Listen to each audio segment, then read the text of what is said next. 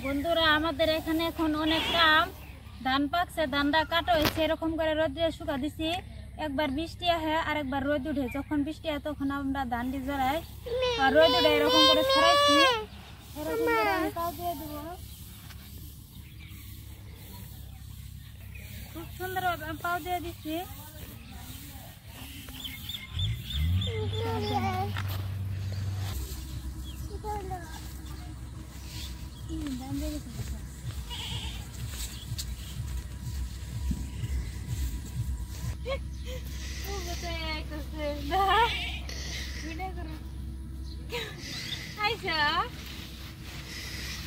দেখেন বন্ধুরা কিরকম বাগুন ধরছে এখন আমাদের এখানে প্রচুর বৃষ্টি হয় আর রোদ উঠে তার জন্য বাগুনের গাছগুলো দেখেন এরকম আমরা গেছে গা মরবো না বাঁচবো এই ডাল্লায় নিজে জানে আমরা কইতে পারি না দেখেন কত সুন্দর বাগুন এই বাগুন আমি উঠে নিব আজকে আপনাদের মাঝে বাগুন দিয়ে আমি বাগুন আর আলু দিয়ে ভাজি বানাবো আপনারা আমার সাথে থাকেন আর দেখতে থাকেন আমি কিরকম করে ভাজিটা বানাই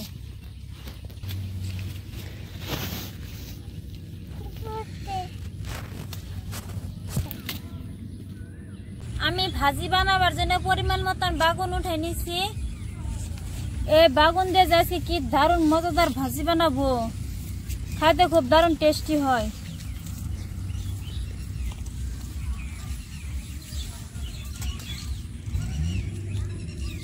তুমি একলাই নাম্বা ও ধান তুললা তুমি কার আলু চুলাইলা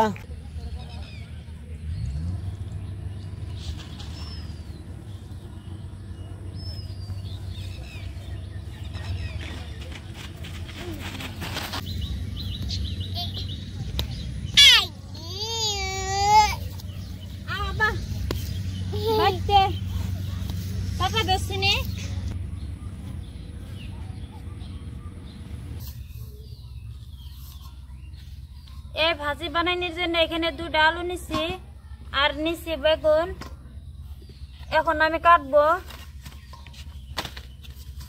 আলু আমি পরিষ্কার করে চুলাই নিব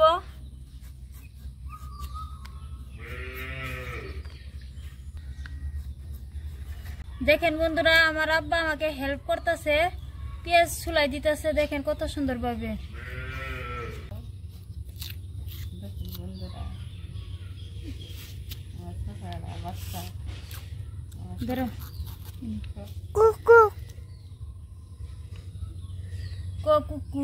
আলু আমি পরিষ্কার করে চুলাই নিছি এখন আমি পয়লা নিব এরকম করে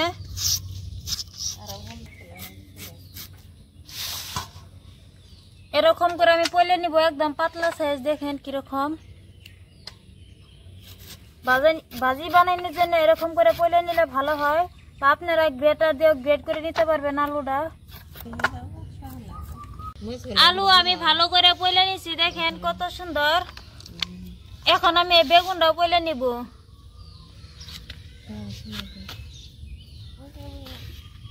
কত সুন্দর একদম কচি বেগুন কত সুন্দর ফকফক করতেছে আলুর সাথে আমি এই বেগুনটাও পয়লা রেখে দিব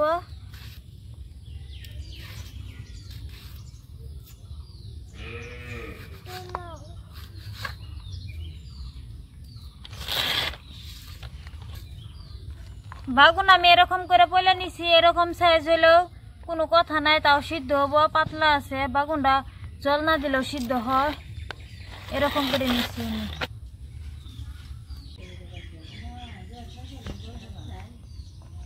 বাগুনটা দেখেন কিরকম কালো হইতেছে এর মধ্যে আমি একটু জল দিয়ে দিব জল দিলে আর বাগুনটা কালো হবো না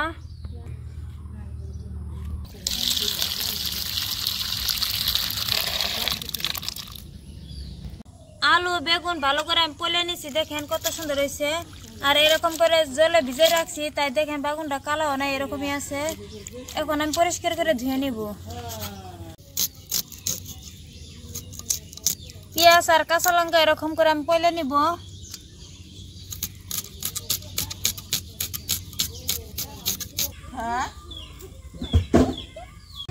কড়াইটা আগে বসে রাখছিলাম গরম হয়েছে এখন দিব কড়াই সরষের তেল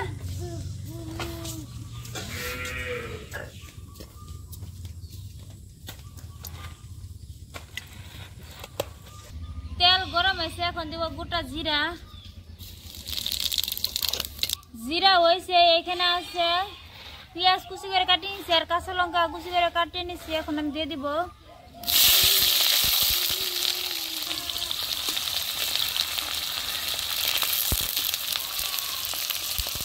পেঁয়াজ আর কাঁচা লঙ্কা হালকা করে ভেজে নিব। পেঁয়াজ কাঁচা লঙ্কা হালকা করে ভেজে নিচ্ছি। দেখেন বন্ধুরা কালারটা চেঞ্জ হয়েছে। এখন বাগুন আর আলু দিয়ে দিব। আমি বাগুন আর আলু একটু হালকা করে ভেজে নিব। এরকম করে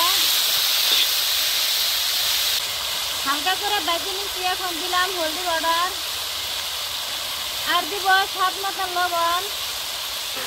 আজকে আমি হলদি পাউডার দিয়ে এরকম করে ভাজি বানাবো, আর কোনো ধরনের মশলা দিব না।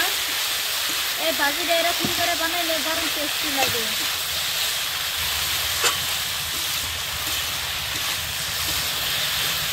ঠিকঠাক মতন ভেজে নিচ্ছি। দেখেন আলু কিরকম সিদ্ধ হয়েছে, বেগুনটা কিরকম সিদ্ধ হয়েছে। এখন এর ভিতরে দিয়ে দিব একটা ডিম। ডিম দেওয়ার জন্য এরকম করে আমি মাঝখানে একটু জায়গা বাইরে নিচ্ছি। আমি 5 মিনিট সময় ভালো করে ভেজে নিছি। একটু ঢাকনা দিছিলাম, তার জন্য এরকম বেশি সিদ্ধ হয়ে গেছে গা। আবার দিব অল্প পরিমাণে সরষের তেল। এখন অল্প পরিমাণে দিলেই হবো। লবণ দিছি। দেখেন লবণটা গলছে। এখন দিব ডিম। আমি এখানে একটা ডিম দিতেছি, আপনারা একটার পরিবর্তে 2টাও দিতে পারবেন।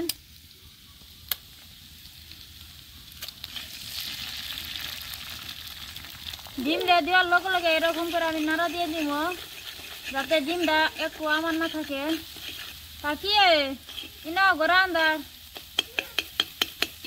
এরকম করে ডিমটা আমি অনবরত লড়তে থাকবো। দেখেন বন্ধুরা ডিম আমি কিরকম ভুজরি বানাই নিচ্ছি। এখন ভালো করে আলুর সাথে আর বেগুনের সাথে এরকম করে মিক্স করে নিব। ডিম দিচ্ছি। এখন আর 2 মিনিট সময় আমি জাল করে নিব।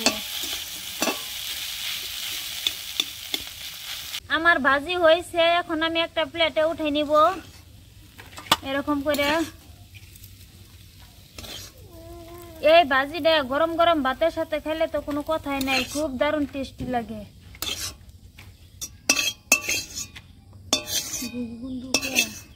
বন্ধুরা আমার ভিডিওটা বানাতে আজকে রাত হয়ে গেছে গা, যার জন্য আমি খেতে পারবো না। খুব সুন্দর একটা সেন্ট বার হয়েছে। এই ভাজিটা খুব কম সময় আর কম মশলায় আপনারা তো দেখতেই পেলেন কিরকম ভাবে আমি ঝটপট বানাই নিছি।